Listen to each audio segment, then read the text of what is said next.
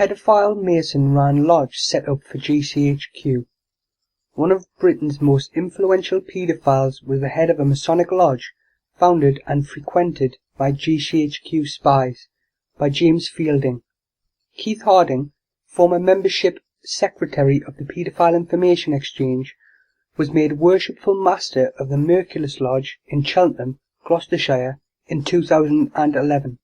The child molester, who died last summer, presided over ceremonies and rituals from an ornate throne. Harding was convicted of an indecent assault against 4 young children aged 8 and 9 in 1958 and classified as Schedule 1 offender, which meant the offence remained on his criminal record all his life. His name was also on a list of about 400 PI members seized by police in 1984, the year the organisation disbanded. The Sunday Express revealed earlier this month how Harding met MPs Cyril Smith and Leon Britton in the 1980s when he ran a North London antique store. 35 years ago, he appeared alongside paedophile television presenter Jimmy Savile in a Christmas special of Jim'll Fix It. The lodge boasts of its government communications headquarters heritage on its website. A source close to Harding revealed the Mercurius Lodge is known as the Spies Lodge because it was set up by GCHQ, and over the years many intelligence officers have become members. These are people trained to find out sensitive information, and yet none of them had any idea of Keith's background and past convictions. They even voted him the highest honour by making him Worshipful Master. Keith felt the Freemasons were somewhere he finally belonged. He called them his brotherhood. When he died last year, they arranged his funeral and made sure the ceremony started at midday because the time apparently has significance within Masonic ritual. Spies displaced from London and Bletchley Park in Buckinghamshire, where the German wartime Enigma code was cracked, set up the Mercurius Lodge in 1957. It meets at the Grade 2 listed Cheltenham Masonic Hall, purpose-built in 1823. Harding ran the Mechanical Music Museum 10 miles away in Northleach after moving from London in 1987. In 2013, he organised a trip to the museum for Freemasons and their families. A photograph shows Harding wearing a Masonic apron, collar and medals during a ceremony a couple of years ago. The Mercurius Lodge last night declined to comment. Detectives probing historical sexual abuse allegations revealed on Wednesday they are investigating 1,433 suspects, including 135 from the entertainment industry, 76 politicians, 7 sportsmen, and 43 from the music industry. Brother Cyril Smith of the Mercurius Lodge, number 7507. Brother Cyril Smith, after 35 years in which Fleet Street ignored the fact that Cyril Smith, MBE, was a predatory pedophile, the Daily Mail decided on its front page last Saturday that there had been a monstrous cover-up. Private Eye's first detailed account of Brother Smith's Masonic crimes appeared as long ago as May 1979, issue 454. That more people have not taken the crime seriously before now is saddest of all for Smith's youngest victims.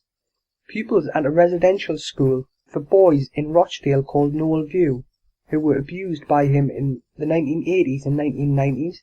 After decades of denials, Freemason-dominated Rochdale Council began to reassess Noel View School in 2012 after Chris Marshall alleged that he was forced to perform a sex act with Smith on school property while another well-dressed man looked on. More than a dozen former pupils are also identified as abuse victims, other men, in internal council reports. They too have never received justice. In January, Rochdale Council appointed Andrew Warnock, QC, to appraise its supervising role in the school, which was home to dozens of boys aged between 8 and 16. Warnock reports next month. A parallel investigation by Greater Manchester Police has now identified 11 suspects connected with the school. Victims can be forgiven for not feeling reassured. GMP has now been looking at Noel View for 20 years and has secured but a single conviction. Meanwhile, Warnock's review is confined to examining Noel View's history from the late 1980s to mid-1990s, which may mean vital truths about the preceding decades remain buried. For example, Warnock will consider a series of horrific reports made by Phil Shepherd, a health worker who visited Knoll View in 1991, and a consultant clinical psychologist who investigated the school in 1992. These reveal that up to a third of the residential pupils have been involved in some stage in serious sexual incidents. They describe how boys in the senior dorm were sexually attacked over a period of 2 nights by a paedophile called Rodney Hilton in 1990, and they reveal that pupils in their early teens were working as rent boys. According to former pupils who have spoken to Private Eye, such problems began years earlier, however. For example, one former pupil alleges that Hilton abused and beat him on school property, specifically in the woods adjoining the grounds, in the early 1980s, a period outside Warnock's remit. Another former pupil, Michael Seed, the Franciscan friar who would later persuade Tony Blair into the Catholic faith, describes a well-organized contingent of rent boys selling their bodies to curb-calling paedophile homosexuals in his memoirs. He joined Knoll View in 1970. While Warnock's appraisal concerns events beginning in the late 80s, the real question is why problems were not addressed long before. For Knoll View's earliest history is even darker, and Smith was not the only founder of the school to be suspected of child abuse. From the earliest stages, Brother Smith was assisted by a conservative counsellor and Freemason called Brother Harry Wilde. In the late 1960s, Smith and Wilde chaired Rochdale's powerful education and children committees and started Knoll View together, delegating the power to appoint staff to the governing body on which they would later serve. Police investigations into Brother Smith, which began in the mid-1960s and was shut down in 1970, identify Wilde as his close associate. The file police prepared in 1969 states, Councillor Harry Wilde has been viewed with suspicion regarding his association with young men and boys at Rochdale. In the decades that followed, that suspicion only grew. By the 1990s, after Wilde stood down from the council, he was targeted by Operation European, another Greater Manchester Police child abuse investigation. In 2000, the Manchester Evening News reported the allegations after JMP's Chief Constable intervened to prevent Wilde's appointment as High Sheriff of Greater Manchester. Wilde told the paper that his community work made him vulnerable to mischievous claims. Of course, one has to consider the type of boy at Knoll View, low grade really. Just like Brother Smith, he was never convicted, and Brother Wilde died aged 80 in 2001. How much of this Warnock is prepared to acknowledge will be known next month, but even if he could examine the full length of the school's life, some victims can never receive justice.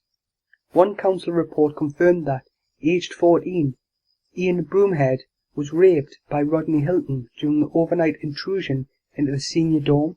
He fought back on the second night and continued to fight after he left Knoll View. With the assistance of the school's social worker, Martin Diggin, and health worker Phil Shepherd, Broomhead began proceedings against Rochdale Council. His case was reopened by Louise Jury in The Independent.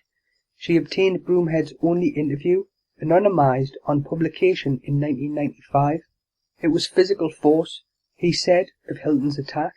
He threw me against the wall, threw me around the room. He threatened to kill me if I told anybody. Afterwards, Broomhead lay in bed terrified, hearing other pupils screaming, but no staff were on duty. He raged against Hilton. If I saw him again, I'd kill him. Against the school. Before I went there, I had a life. I don't have one now. And against Rochdale Council. I want to go to the Black Box, a nickname for Rochdale's old municipal officers, and just blow the whole lot of them. By coincidence, Broomhead's solicitors were the Masonic Molesworth's Bright Clegg, which advised Brother Cyril Smith when police originally investigated his abuses in the 1970s. The senior partner at the firm, Brother John Kay, had also known Smith since birth. Brother Mark Walker, the junior who was past Broomhead's case, was never told by his client that he had also been abused by Brother Cyril Smith while at Knoll View. Broomhead did, however, admit to AIDS worker Phil Shepherd. Ian told me that he was touched by Cyril Smith. Shepherd told the Eye he could go round putting his hands under the bedclothes when the lads were in bed at night. He was getting access. I said at the time that, if Brother Cyril Smith was involved, then other councillors would be involved. At that time, Rochdale Council said the necessary action had been taken, but the pupils in Broomhead's era were horribly damaged. Several interviewed for this article received regular psychological treatment, many have criminal records. I've been close to suicide, Ian Broomhead said in his interview with Louise Jury, and I'm extremely lucky I haven't gone to prison. He died of a drug overdose 10 months later. He was 20 years old. Last week, the current leader of Rochdale Council, Brother Colin Lambert, an employee of Brother Jim Dobbin MP, pledged that he will not stop until the truth is out. The sentiment is fine, but for Ian Broomhead is far too late, and no one in Rochdale believes a word Brother Lambert says. Private Eye, 1364, 18th of April to the 1st of May 2014, page 29.